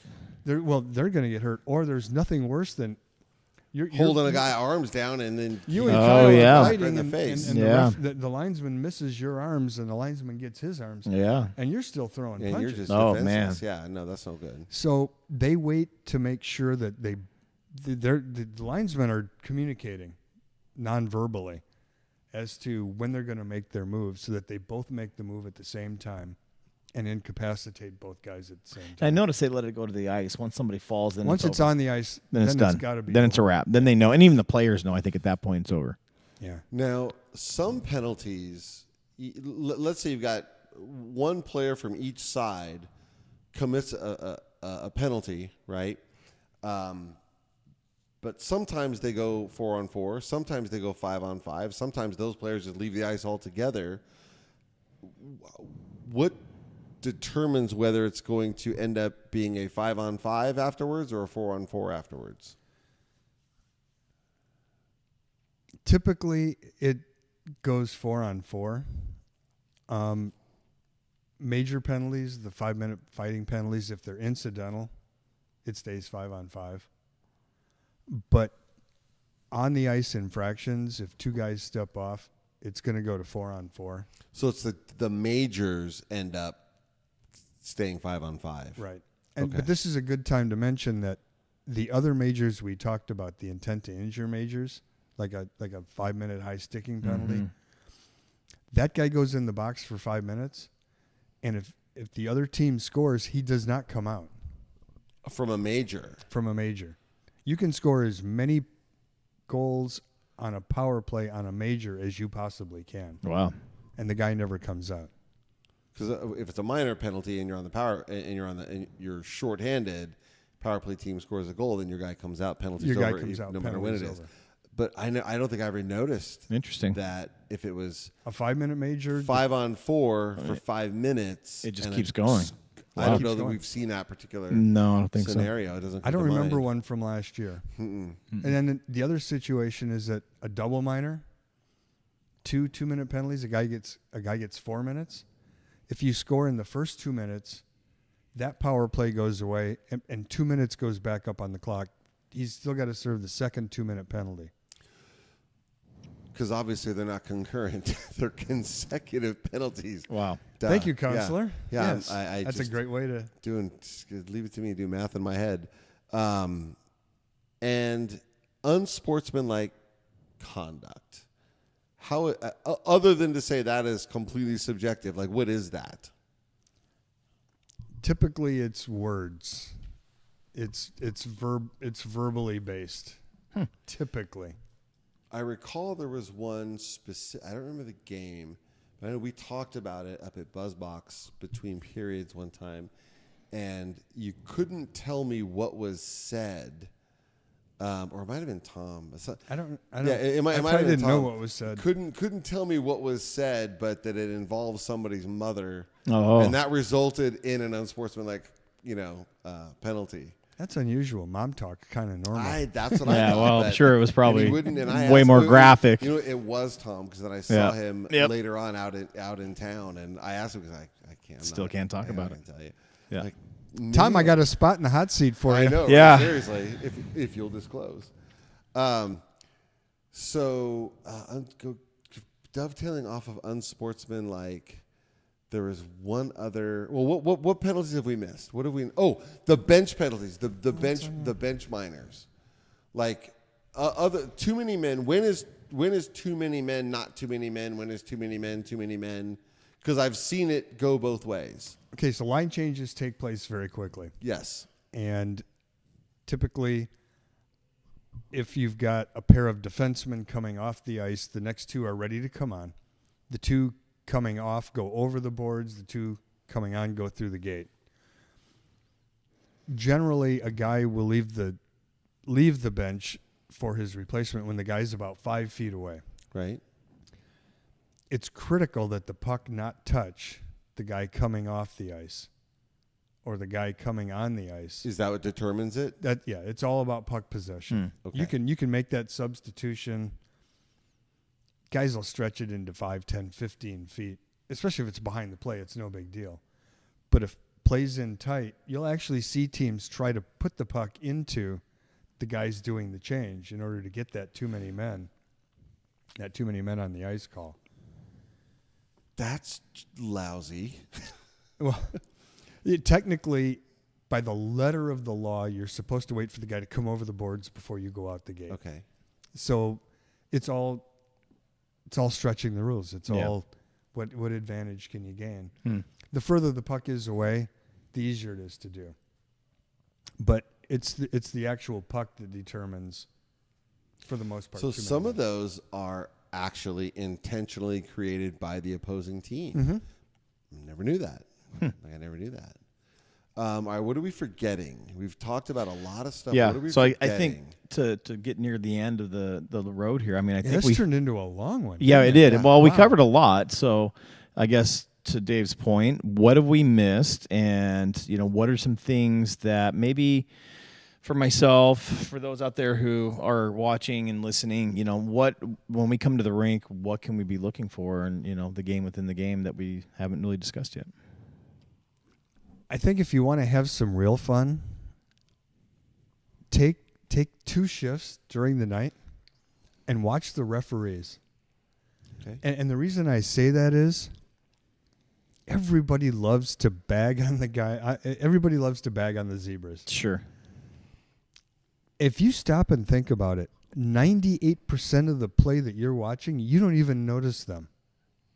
You don't even see them. I only notice true. them when they mess up. or It's when I true. think they mess No, up. that's true. I don't really pay attention to them at all. They unless they get in the way. An absolute amazing job of staying the heck out of the way. Yeah. In the You're right. fastest man-propelled You're sport right. on earth. You're right. Since you brought it up, you've got the referees with the orange armbands, and then the linesmen. What are their jobs? What are they supposed to be doing? What are they responsible for? So technically, the referees take care of game management and penalties. So a linesman is not calling a Goal penalty. calls. They don't. They can be consulted. Okay. And oftentimes, in a too many men on the ice situation, or when something went on behind a play, the referees, they're all a team together. But So does they the will linesman ever consult. raise the hand? Because now Delayed- that I think about it, I've never noticed. Delayed offside and delayed penalty, or Okay. delayed icing. Okay. The linesman will raise his arm. And delayed high stick.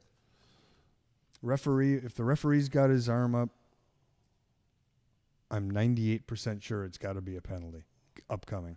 As opposed to just a simple game stoppage. Right. And So- what are their respective duties, though? Like, what are they responsible So for? the linesmen take care of game management in terms of offside. Okay. They handle all the face-offs. They handle all the icings. When there's an icing, the one thing the referees do that is new, if there's an icing, it's the referee closest to the bench of the team that does the icing will be right at the bench and enforce nobody coming off, nobody coming on. And anybody that changed during that icing, you'll just see him go. And he'll bring them back out. Nice. Guys will try to sneak in. Oh, yeah. So just like the players, they've got their own dance and dance within a dance. Okay. Yeah. So if you take 2 shifts and you just pick one guy All right. and just watch what he does and how good he is at staying the heck out of the way of everything. In the old days before glass, it was kind of like chicken wire. It was like wire fencing. The referees could just grab the wire and jump up out of the way. And the glass totally took that out. So the referees had to become much more agile. Yeah. Much they more are. position oriented. Yeah. And yeah, just pick one. Pick a referee, because the referees, one will be down deep in the zone because Yeah. he's watching the net. Yep. He's in one of the 2 corners at all times, and you don't even see him. It's true. You don't even notice. Yeah, he it. gets out of the way pretty good. The good ones do. They're amazing at what they do, and I just don't think they get enough credit. I agree. Well, It most of them wasn't- don't anyway. And who are these guys? I mean, these are They're- former players or Most are former players, and they're all aspiring NHL refs. The AHL is the development for league. everybody.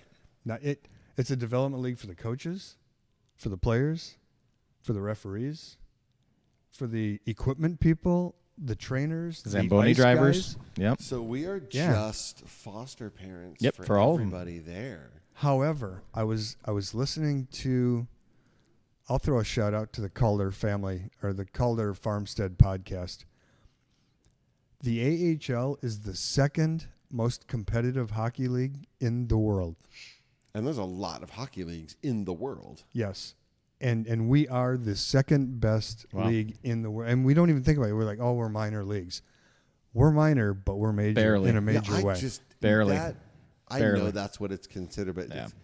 minor has never been in my lexicon when it comes to describing what this is. Right. I agree. And we are one of the most NHL-esque experiences you can have. Oh, absolutely. Between our Yeah, building, I our love it. fans. Yeah. Did I say our? No, I'm Switzerland. No. Yeah. Well, no. Between You don't Acrisure have a and the tie on. Firebirds. I don't have a tie You on. know what I am. You're good. It's the closest thing to the NHL you're gonna experience. I agree. And for me, I personally, I've said this. I think it's better because it's more intimate. There's nothing intimate about the NHL. There's nothing intimate about the NFL. You are just among the throngs enjoying the experience. Yeah. Here, and I imagine in other AHL arenas, we feel as much a part of what's happening as anything else. We're not just ancillary to the process, and I think that's probably what makes it. That's special. part of the exactly right. It's Yeah. part of special. Well, Is there anybody we've forgotten? Anything we've forgotten? Anything? There's 1,000 things we've forgotten Well, or haven't gotten to. we'll get on the next go around. We'll get you back Last on. time we didn't ask you back, so this time we're definitely. Yeah. asking Would you back. would you be willing to come back? Absolutely. Awesome. All right. Well, we appreciate you having here, man. Dude, thanks so much. Yeah, this was for educational. coming in. This was good. As you can really see, good. It got dark on us. We did. didn't expect to be here this late, but it got dark. We've been on here us. so long they already changed the time on us. They might have. They might very well have. All right, so go Birds. Go Birds. Thanks, Ed. Switzerland. Thanks. That was really good, man. Dude, holy shit, that was. Well, that was fun. If you're enjoying the Firebirds Fan Zone podcast on YouTube, be sure to drop a comment down below and hit that like button. Also, remember to subscribe and turn on notifications so you never miss out when a new episode drops. The Firebirds Fan Zone podcast is available on Spotify, Amazon, Apple, and a whole bunch of other podcast platforms. So however you get your weekly dose of the Firebirds Fan Zone podcast, we invite you to share it across all your socials. And you can follow us on Instagram at Firebirds Fan Zone Podcast. And on Facebook, just search, guess what? Firebirds Fan Zone Podcast. The Firebirds Fan Zone Podcast is brought to you by Kyle Garman Realtor. Whether you're buying or selling, whether it's for your forever home or that quiet desert vacation getaway, Kyle Garman and the team at Keller Williams have the experience and skill to make that process simple and convenient. Check them out today at kylegarman.kw.com. Our podcast is also brought to you by DesertDefenseLawyers.com, DUI and criminal defense throughout the Coachella Valley. The criminal justice system is scary and confusing, but relief is just a click away at DesertDefenseLawyers.com. We've been keeping folks out of the penalty box since 2008.